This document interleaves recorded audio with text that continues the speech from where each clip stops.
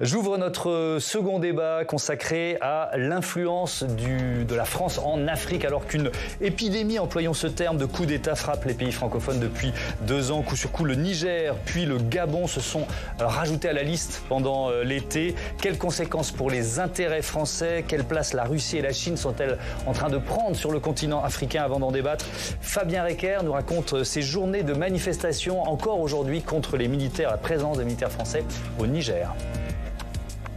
Des milliers de manifestants rassemblés dimanche devant une base militaire de la France à Niamey pour exiger le départ des 1500 soldats français stationnés au Niger. Je veux jusqu'à ce que les Français quittent notre territoire. On n'a pas besoin d'eux. Depuis le coup d'État du 26 juillet, la junte au pouvoir dénonce les accords de coopération militaire qui lient la France et son ancien allié dans le cadre de la lutte antiterroriste. La France, de son côté, ne reconnaît pas l'autorité des putschistes dirigée par le général Tchiani. Dans un entretien au journal Le Monde, la ministre des Affaires étrangères justifiait dimanche le maintien de l'ambassadeur de France à Niamey, qui s'est pourtant vu retirer son visa diplomatique par la junte. Nous n'avons pas à nous ranger aux injonctions d'un ministre qui n'a aucune légitimité, ni pour les pays de la sous-région, ni pour l'Union africaine, ni pour les Nations unies, ni pour la France. Guinée, Mali, Burkina, Niger, depuis 2021, les coups d'État se succèdent sur le continent et en particulier dans la zone d'influence française. Dernier putsch en date, le 30 août au Gabon. Des militaires chassent Ali Bongo du pouvoir. La France condamne, mais s'abrite derrière une fausse légitimité selon ce spécialiste. C'est un coup d'État militaire qui interrompt un coup d'État électoral. On allait avoir un énième coup d'État électoral, puisque le Gabon est coutumier du fait, et ça allait être le 3e coup d'État électoral pour Ali Bongo lui-même, donc 2009, 2016 et là 2023. Et finalement, on a un coup d'État militaire qui vient interrompre ce processus. En protégeant ses alliés d'hier au nom de la préservation de ses intérêts, la France est attirée les foudres de la population en Afrique. Reste à savoir si ces bouleversements sur le sol africain, qui marquent un recul de l'influence française au bénéfice d'autres acteurs tels que la Russie ou la Chine, annoncent ou non la fin de la France-Afrique. La France est-elle condamnée à voir son influence décliner en Afrique? C'est le thème de notre débat avec Niagalé Bagayoko. Bonjour. Bonjour. Bienvenue à vous. Vous êtes chercheuse spécialiste des questions de sécurité en Afrique et présidente de l'African Security Sector Network. Gérard Longuet, bonsoir et bienvenue à vous. Vous êtes sénateur LR de la Meuse, ancien ministre de la Défense. J'accueille également Seydik Abba. Bonsoir. Bonsoir. Bienvenue. Vous êtes journaliste, écrivain nigérien, président du Centre international de réflexion et d'études sur le Sahel. Et puis je cite votre livre Mali Sahel, notre Afghanistan à nous, avec un point d'interrogation publié aux éditions Impact. Mathieu Croissando, éditorialiste politique, est resté à mes côtés, évidemment. Je commence avec le Niger. Niagalé Bagayoko, on a vu les images de manifestations près de la base militaire de soldats français à Niamey. Est-ce qu'ils sont en danger, tout simplement? Est-ce qu'on peut mesurer l'état d'exaspération ou de violence potentielle qui entoure ces manifestations? Moi, je ne pense pas que les soldats français soient en danger physiquement, parce qu'ils ont tout simplement les moyens de se défendre. En revanche, le degré d'hostilité, de colère de la population est réel, et je pense qu'il est très important de ne pas y voir des manipulations. C'est un sentiment qu'on a vu croître, moi je l'ai vu personnellement, au fil des années. Il y a un très fort rejet de la présence militaire internationale au Niger, et il ne faut pas oublier que c'est dans ce pays que s'est produit l'un des plus graves incidents ayant impliqué un convoi de l'opération Barkhane qui avait été pris à partie par des manifestants en colère, et cet incident s'était soldé par 3 morts. Quand vous dites ne pas forcément y voir les manipulations, vous pensez quoi? L'influence russe dont on parle beaucoup, la milice Wagner, c'est à ça que vous pensez quand vous dites manipulation? Je pensais tout simplement à la junte elle-même, au CNSP. Il ne faut pas oublier que l'organisation qui a appelé à cette manifestation hier, qui s'appelle le M62, s'est constituée il y a exactement 1 an, en août l'année dernière, sur la base du rejet de la présence militaire française. C'est son ADN. Donc ça précède le coup d'État, et ça précède bien entendu toute présence internationale. Plus largement, pour ce qui est de la question de Wagner ou de la Russie, je pense pense qu'il est très important de cesser de considérer que les Africains sont manipulés ou qu'ils sont des marionnettes aux mains de l'extérieur, quels qu'ils soient. Juste pour terminer, c'est le même discours que ceux, pour moi, qui accusent en permanence la France d'être derrière tous les complots. Je pense qu'il y a une très forte volonté aujourd'hui en Afrique de prendre son destin en main et qu'il faut prendre ça en considération au-delà des intérêts des partenaires internationaux. Gérard Longuet, l'ambassadeur français au Niger, il est toujours sur place, hein, malgré la volonté du nouveau pouvoir de l'expulser. La France ne veut pas céder. Est-ce qu'elle a raison? Oui. Vous dites le nouveau pouvoir, c'est un pouvoir de fait qui n'a pas de légitimité. Ouais. C'est en tous les cas le point de vue de la CEDEAO auquel appartient le Niger et qui ne reconnaît pas les hommes du coup d'État. Et donc, et par ailleurs, quand bien même y aurait-il des hommes du coup d'État exerçant un pouvoir de fait, il y a des conventions internationales que leur pays a signées et qui protègent le personnel diplomatique. Donc, notre ambassadeur ne puisse rien faire, c'est certain. Qu'il soit obligé de partir, la réponse est non. Mais est-ce qu'on ne sera pas, Seydi Kaba, finalement, la France, obligée de discuter un jour ou l'autre avec cette junte, avec ce nouveau pouvoir? En tout cas, il y a aujourd'hui une posture de confrontation qui est celle de la France parce que l'ambassadeur de France s'est vu retirer son agrément et la junte a pris par la suite 2 arrêtés et a fait rendre une décision, une ordonnance du tribunal hors classe de Niamey pour justement conférer un caractère légal et rendre irrévocable la décision d'expulsion. Bon, la France a choisi la posture de refuser jusqu'ici l'arrêté d'expulsion tel qu'il a été pris et on s'installe aujourd'hui dans une situation de confrontation puisque M. Ité ne peut pas sortir du périmètre de son ambassade. Et pour ceux qui connaissent bien la configuration de l'ambassade à Niamey, la résidence et l'ambassade sont séparées. Donc s'il est à la résidence, c'est qu'il ne peut plus aller à l'ambassade. S'il est à l'ambassade, c'est qu'il ne peut plus aller à la résidence puisqu'il y a une voie qui traverse les deux. Et à partir du moment où il sort de l'ambassade, la protection n'est plus assurée. Donc on est dans une situation kafkaïenne. Et à mon avis, peut-être que la posture la plus cohérente aurait été celle d'acter, malgré le caractère illégitime, la décision de l'agent d'expulser. Je rappelle simplement que lorsque nous sommes quand même dans un même cas de figure, au Burkina Faso, au Mali, et lorsque les juntes ont demandé le départ de l'ambassadeur de France, particulièrement pour le Burkina, son rappel, il a été rappelé, et lorsque le Mali l'a expulsé, il est parti. À mon avis, nous sommes dans une posture de confrontation porteuse de risque. Je voudrais rebondir sur ce que Niagalé a dit. Et il n'y a pas de risque physique, mais je parlais avec M. Longuet, qui a été ministre de la Défense. Les militaires ne sont pas préparés au maintien de foule. On a vu un déferlement de foule. Et si jamais ce déferlement de foule, si jamais les barrières cédaient, on se retrouverait dans une confrontation à l'ivoirienne. Vous savez, il y a ce souvenir où les militaires français ont été confrontés à une foule en colère en Côte d'Ivoire et ont dû tirer et il y a eu beaucoup de victimes. Ouais. On avait évoqué, vous parliez de la CEDEAO qui représente les pays d'Afrique de l'Ouest, on avait évoqué une intervention militaire pilotée par la CEDEAO. Au Niger, hein, est-ce que c'est toujours d'actualité? Est-ce que c'est une piste? Est-ce qu'il y en a d'autres? Alors, c'est toujours officiellement d'actualité. Ouais. Cette option militaire a été brandie pour appuyer les négociations en réalité. Et il semble que c'est cette voie qui soit désormais privilégiée par la plupart des acteurs. Mais on a vu une mobilisation des contingents sénégalais, notamment, des contingents du Bénin. Ce qui s'est produit, c'est qu'il y a une très forte mobilisation internationale pour favoriser la voie diplomatique. Le chef de file de cette initiative est plutôt l'Algérie, qui est très soutenue dans ce sens à la fois par les États-Unis, par la Russie, par l'Allemagne, par l'Italie, par les Pays-Bas, par l'Union africaine dans une certaine mesure. Donc cette option militaire qui était surtout portée par le Nigeria au départ semble un peu perdre de sa crédibilité à l'heure qu'il est. Alors dans l'actualité de ce... Il faudrait quand même rappeler que le président de la République n'a pas démissionné, qu'il est prisonnier certes, mais il était élu et c'est le seul président de la République élu au Niger en ce moment à cet instant. Oui. Et je crois que le président Macron a eu raison d'être très carré, très clair, comme Madame Colonna.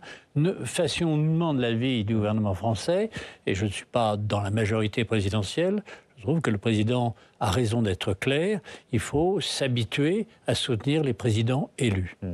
Alors, la question, elle se pose aussi au Gabon, puisque dans l'actualité de ce lundi, il y avait ces manifestations devant la base militaire française à Niamey, au Niger, mais il y avait aussi ce serment prêté par celui qui se fait nommer président de la transition, Brice Oligui Nguema, qui, vêtu d'un habit militaire, enfin, vous allez voir l'image, est-ce que ça sonne comme un président de transition? Je ne sais pas, mais on va tout de suite entendre, voilà, je l'attendais, voilà l'image, c'est son habit protocolaire pour être précis.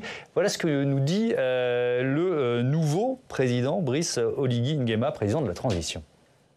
À l'issue de cette transition, avec l'apport de tous les Gabonais, partenaires au développement, nous entendons remettre le pouvoir aux civils en organisant de nouvelles élections libres, transparentes et crédible dans la paix sociale. Alors Niagalé Bagayoko, il faut peut-être expliquer, c'est Ali Bongo qui a été, on va dire, destitué par ce nouveau pouvoir, sauf que le nouveau président est un proche, on est quand même dans la galaxie Bongo, c'est ça, qui tient le pouvoir dans ce pays depuis plusieurs décennies, c'est la famille. Absolument. Ouais. En réalité, la question qui se pose est celle de savoir si c'est la fin de la dynastie Bongo ou si c'est la fin du système Bongo. Et en effet, le général Oligui Nguema fait partie de ce système qui a été mis en place depuis presque plus de 5 décennies. La question est de savoir si les acclamations qui ont accueilli l'annonce de la destitution d'Ali Bongo, dont on sait à quel point il a manipulé, dévoyer la démocratie tout comme son père, et sera entendu et donnera en effet lieu à soit de nouvelles élections, soit à la mise en place d'un gouvernement qui inclurait le candidat de l'opposition, parce qu'il faut se souvenir que en réalité ce sont tenues des élections il y a à peine une semaine, qui avait annoncé la victoire d'Ali Bongo, mais manifestement de manière fausse, mais un certain nombre d'éléments laissent entendre qu'il y a une lutte de clans à l'intérieur de ce système, et la question est de savoir qui va triompher à l'intérieur de celui-ci, et il n'est pas évident que cela se fasse au bénéfice de la démocratie. Président de la transition, Seydi Kaba, est-ce qu'on peut croire à cette terminologie? Alors, le coup d'État n'était pas la seule possibilité, puisque un scrutin venait de se tenir au Gabon. Il était possible aussi de recompter les voix, voir si l'opposition a effectivement gagné, qui a gagné, et se passer de cette situation de coup d'État. Parce que lorsqu'on acte aujourd'hui, comme le fait la France et le reste de la communauté internationale, un coup, ça veut dire qu'on rentre dans une catégorisation des coups d'État, des bons coups d'État et des mauvais coups d'État. Que ce coup d'État est bon, alors puisque... là, bon courage, d'une certaine façon. C'est ça. Donc là, vous avez vu, peu de temps après le coup d'État, l'ambassadeur de France a rencontré, et d'après ce qui en ressort, il a donné, le nouveau président de transition, comme on l'appelle maintenant, a donné des gages à la France sur le maintien de ses intérêts. Donc, est-ce que cela est suffisant pour acter le coup d'État et considérer que c'est un bon coup d'État? Parce que si on fait cela, ça risque d'être contre-productif. Il y a une volonté aujourd'hui d'arrêter l'hémorragie des coups d'État, puisqu'elle se succède. Nous en sommes au 8e peut-être coup d'État, si on inclut le Tchad qui est un demi-coup d'État ou un coup d'État comme on veut. Donc, si on choisit cette posture, on dit, je pense que les militaires un peu partout vont considérer qu'il y aura une période où la communauté internationale va critiquer, et après elle va s'accommoder. Donc ça risque d'être contre-productif de considérer aujourd'hui que bon, la transition s'est installée et qu'il faut passer à autre chose. Même si on sait que le président Ali Bongo, comme il avait fait en 2016, était dans la situation d'inverser le résultat et de se déclarer vainqueur de ce scrutin. Alors on voit derrière vous s'afficher cette carte. Effectivement, on pourrait presque parler d'une épidémie de putsch ou de coup d'État depuis un peu plus de 2 ans, depuis le Tchad en avril 2021, le Tchad, puis le Mali au mois de mai. Il y avait déjà eu un coup d'État 1 an plus tôt, la Guinée en septembre 21, le Soudan 1 mois plus tard, le Burkina Faso en septembre 2022, et puis donc cet été, coup sur coup en juillet et août, le Niger et le Gabon. Je vous propose d'entendre, je suis sûr qu'en régie, tout le monde va me suivre, ce spécialiste de l'Afrique qui réagit à cette épidémie, à cet effet domino. Je ne sais pas s'il faut employer cette terminologie. Il s'appelle Thomas Borrell, il est spécialiste de l'Afrique. Il vient de publier une histoire de la France-Afrique. Lui, il dit qu'on peut parler de contagion. Écoutons-le. Se passer, c'est dans plusieurs pays simultanément, parfois même 3 pays voisins, comme c'est le cas au Mali, au Burkina Faso, au Niger, où on a un recul important. Et comme si ça se produit un peu partout en même temps, là ça devient une très mauvaise nouvelle pour les autorités françaises, parce qu'effectivement, il y a cette idée de contagion, disent les autorités, en tout cas d'exemple, de modèle, ça donne des idées à d'autres, bien évidemment. De la même manière qu'en 2011, quand la rue a renversé des dictatures en Tunisie et en Égypte, ça a donné des idées dans les pays voisins. Donc il pourrait se passer la même chose, mais ça, il faut attendre de le voir. En tout cas, c'est une période assez excitante.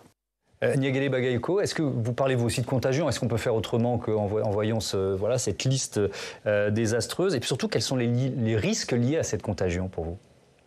Alors, moi, je ne sais pas s'il faut véritablement parler de contagion. Ah, vous n'employez pas ce terme-là?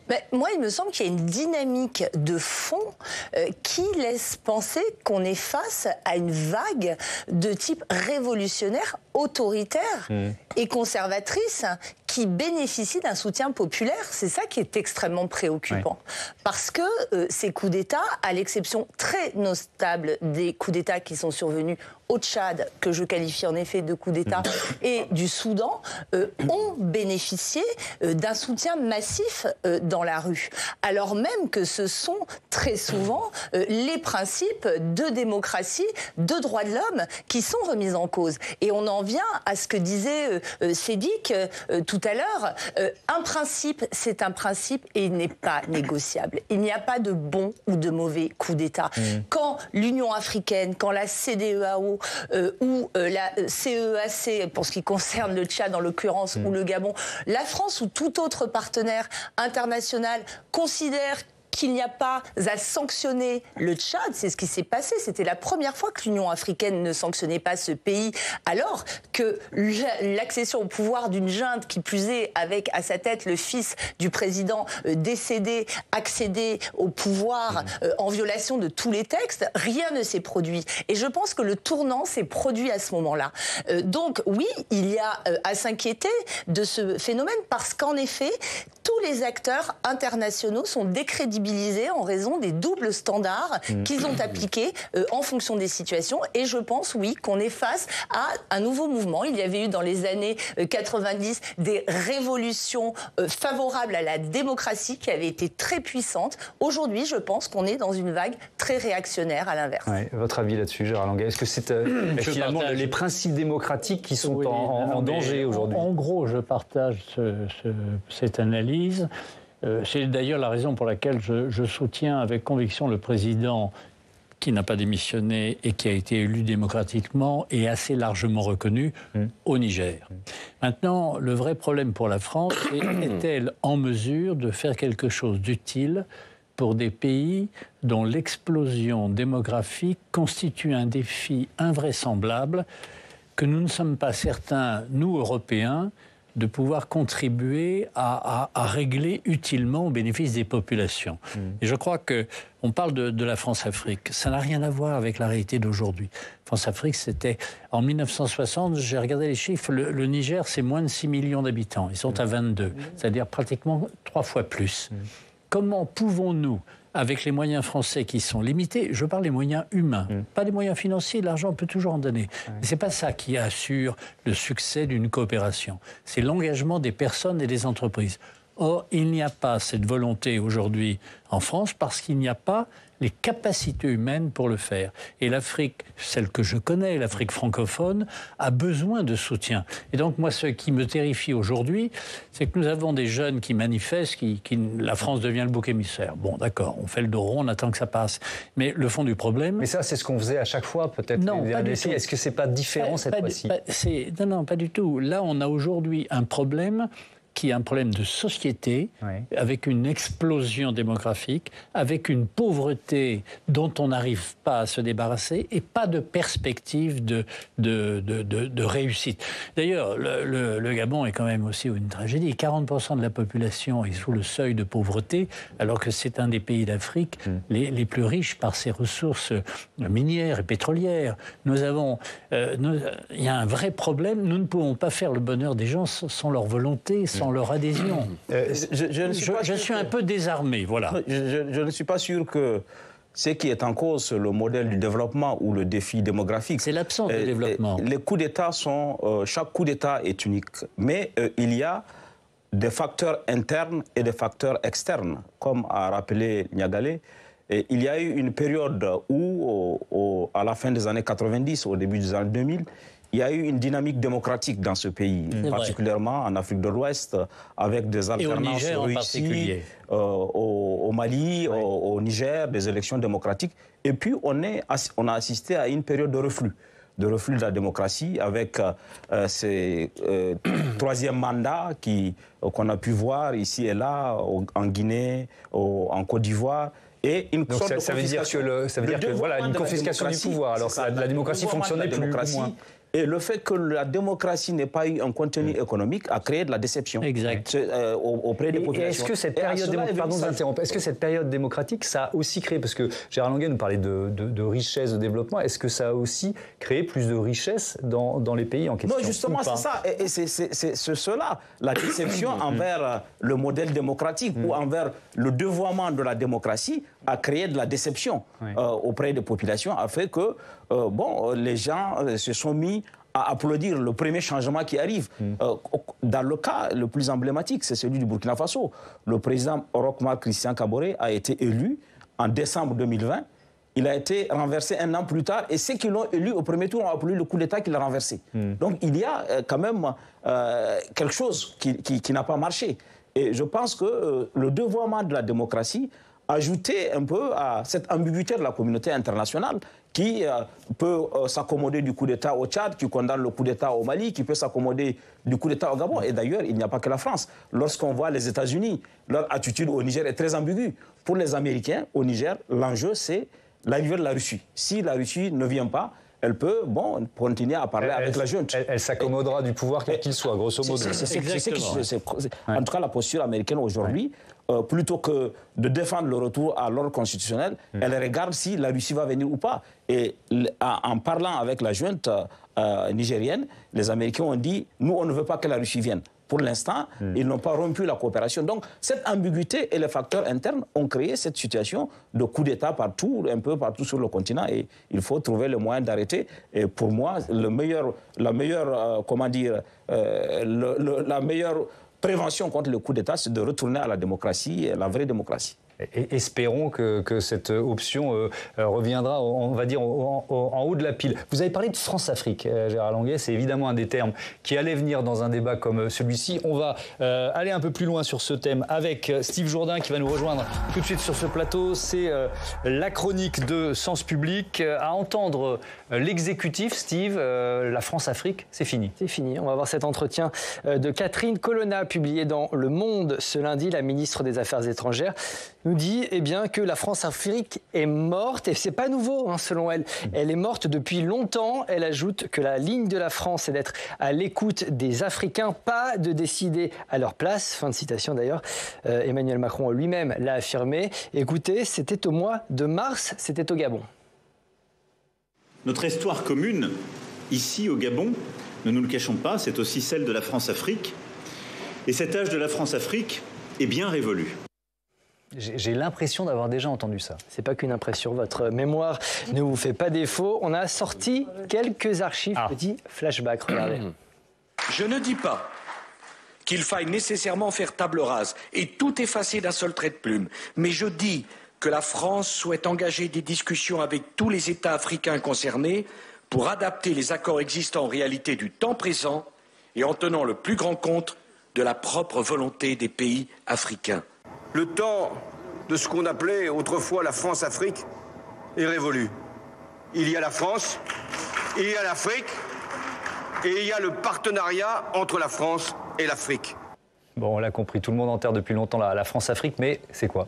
Faut remonter à la fin de la Seconde Guerre mondiale. La France est progressivement contrainte de quitter ses anciennes colonies. Dans les 2 décennies qui suivent, des mouvements d'indépendance voient le jour. L'empire colonial français explose finalement dans les années 60. Une question très simple se pose alors. La France peut-elle se contenter de quitter purement et simplement ses territoires ? Non, estime le général de Gaulle et son monsieur Afrique, Jacques Foccart, qu'on va voir en photo. Il faut perpétuer l'influence française. On va donc mettre en place des régimes dans lesquels on va tisser des liens économiques, des liens politiques, des liens monétaires, des liens militaires, notamment en Afrique de l'Ouest et en Afrique centrale. Pour résumer, Thomas, la France-Afrique, c'est une diplomatie d'influence qui s'appuie sur des réseaux qui sont souvent opaques. Par définition, ce n'est donc pas une politique officielle, ce n'est pas une politique revendiquée, d'où la difficulté à proclamer la fin pure et simple de la France-Afrique, même si beaucoup de choses ont changé depuis le général. Merci beaucoup, effectivement. Merci beaucoup, Steve. Jourdain Niagalé Bagayoko, la France-Afrique, est-ce qu'elle a vraiment complètement disparu ? Tous ces politiques qui nous disent c'est fini. Alors, il y a plusieurs analyses de ce phénomène.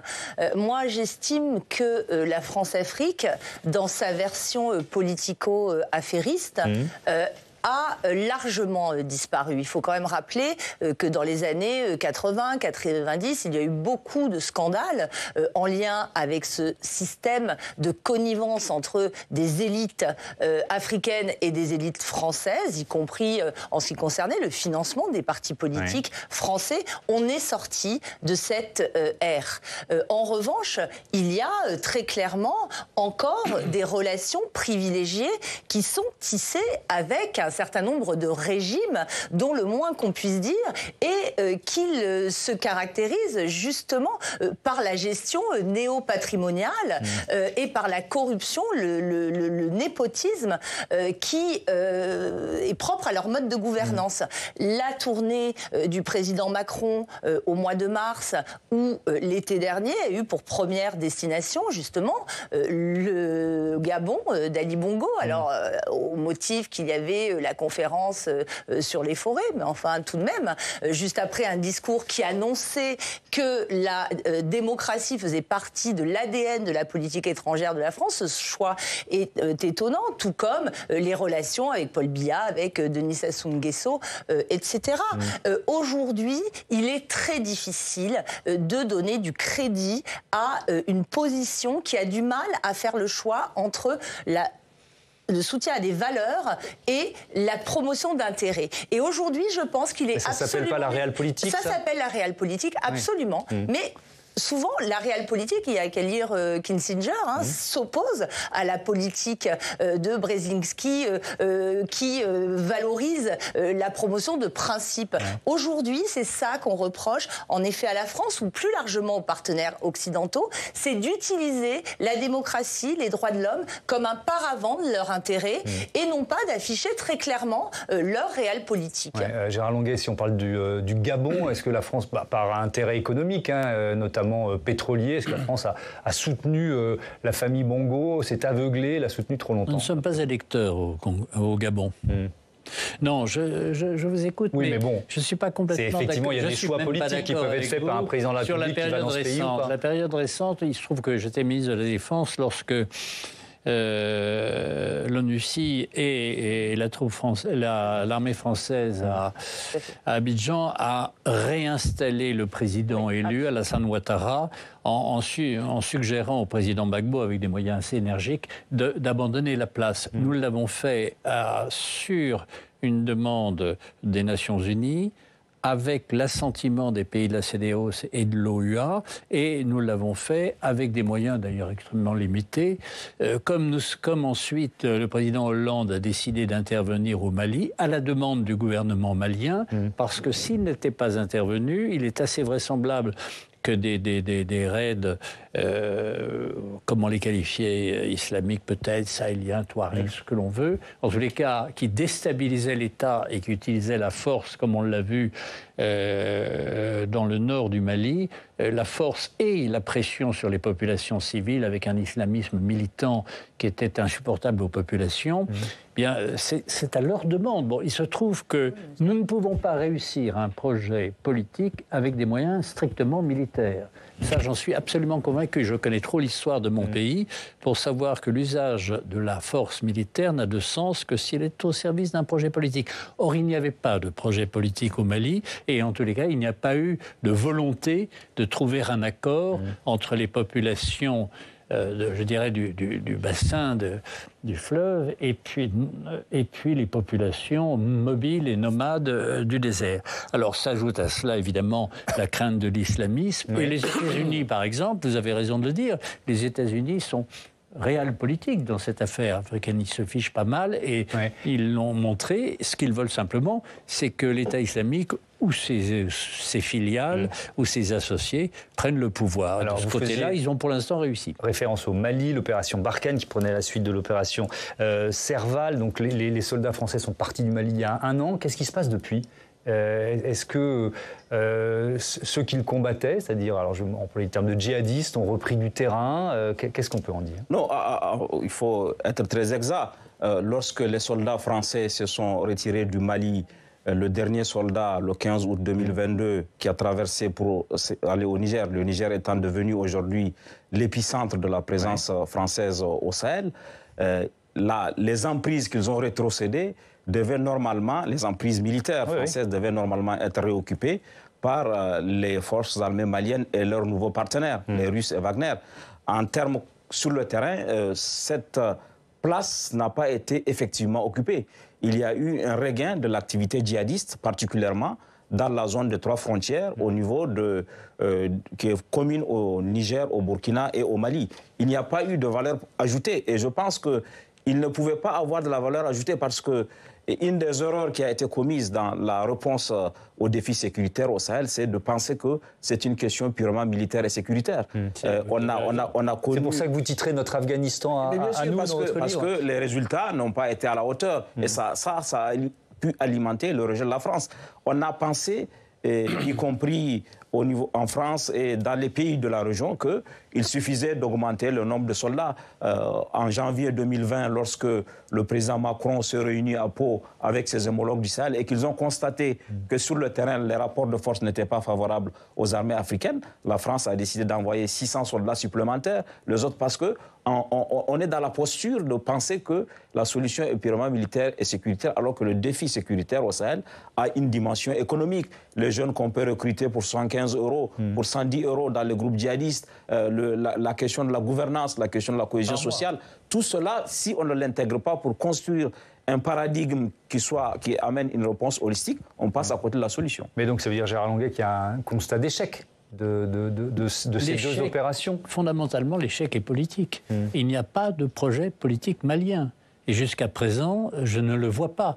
Et il y a un repli du gouvernement actuel sur des positions qui sont régionales et, comme on pourrait dire, ethniques. Je ne suis pas suffisamment compétente pour trouver l'adjectif le plus vrai, mais en tout cas, un repli et une concession, une sorte d'abandon. Les positions qui étaient occupées au nord ou dans la partie vraiment aux limites du Sahara ne sont pas détenues par le gouvernement, qui se replie et qui se sert de Wagner non pas pour la paix au Mali, mais pour sa protection et sa sécurité spécifique. Donc c'est un échec, mais c'est aussi l'échec des populations locales. Nous ne pouvons pas faire le bonheur des gens sans eux. Niagali Bagayoko, il faut aussi rappeler que Wagner se paye sur les matières premières de Alors le cas du Mali est très particulier de ce point de vue-là. Autant en Centrafrique, il est évident qu'il y a une exploitation éhontée des ressources. Au Mali, ça a été beaucoup plus compliqué de passer un accord, notamment sur l'exploitation aurifère.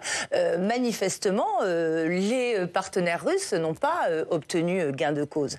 Moi, je pense qu'il est très important de dire, puisqu'en effet, cet élément sécuritaire, militaire, est absolument central dans les dynamiques que l'on voit aujourd'hui de rejet des gouvernements africains et de leurs partenaires internationaux, c'est qu'il y a un échec collectif.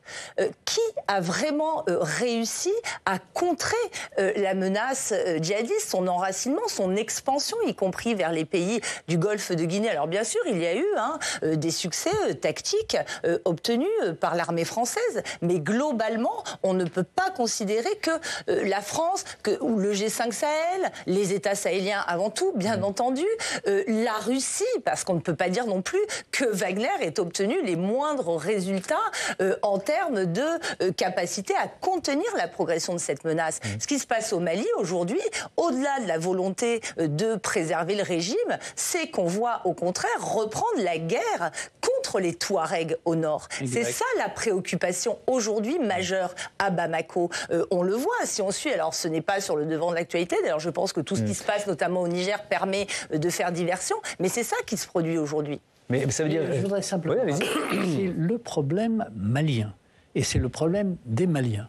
J'ai un immense respect pour notre armée, mais elle n'est pas capable de faire la politique des Maliens. Oui, mais on l'a envoyée dans ce pays, elle n'y est plus. Non, mais attendez, on l'a envoyée pour une raison très simple, c'est parce que des raids islamiques pouvaient saisir de Bamako. Ouais. Nous avons reçu la mission de desserrer cette étreinte et d'en limiter le risque de renouveau.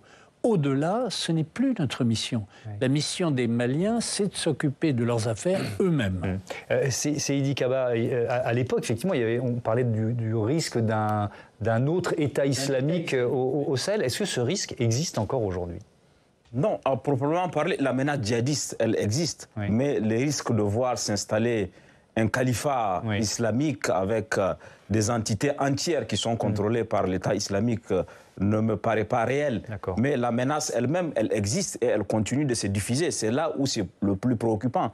Les djihadistes ont un agenda, celui de porter la menace du Sahel vers les pays du Golfe de Guinée. Et de ce point de vue, il y a aujourd'hui une progression, justement.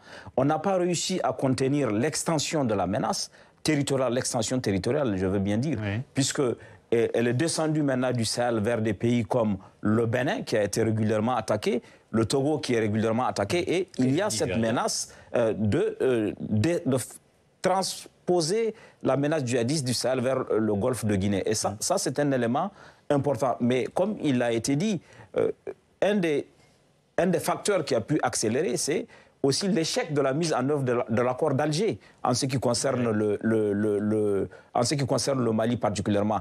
Qu'est-ce qui avait été décidé? Oui, dans l'accord d'Alger prévoyait un certain nombre de choses, notamment la réintégration de tous les ex-rebelles Touaregs dans l'armée malienne nouvellement composée, la possibilité qu'il y ait des exécutifs régionaux avec beaucoup de pouvoir. Tout ça a été remis en cause. Et aujourd'hui, comme a dit Niagalé, ce qui est le plus préoccupant, c'est qu'il y a une tendance à la reprise de la confrontation entre les accords, les rebelles signataires et les forces armées maliennes, puisque l'armée malienne a réussi à avoir du matériel et il y a un sentiment de montée en puissance qui amène à cette tentation de reprendre la rivalité avec les Touaregs qui viendrait s'ajouter déjà à la rivalité avec les groupes terroristes et qui pourrait avoir des conséquences au-delà du Mali sur la stabilité et la sécurité de l'ensemble de l'Afrique de l'Ouest. Alors là, on parlait de présence militaire, évidemment, c'est lié. On va se concentrer maintenant un peu plus sur les questions diplomatiques. Mathieu, je me tourne vers vous parce que on va parler de la ministre des Affaires étrangères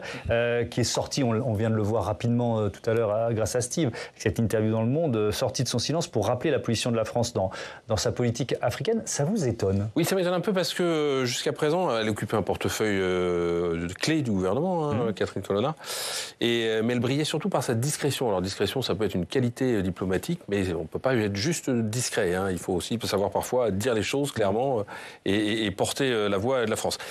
C'est assez drôle parce que quand elle a été nommée, tous les portraits qui sont parus au moment de sa nomination ne manquaient pas de rappeler son CV parfait. C'est une diplomate chevronnée qui avait choisi le Quai d'Orsay à la sortie de l'ENA, qui a dédié l'essentiel de sa carrière. On rappelle qu'elle a été porte-parole de la présidence sous Jacques Chirac, qu'elle a été ambassadrice à Rome, à Londres au moment du Brexit.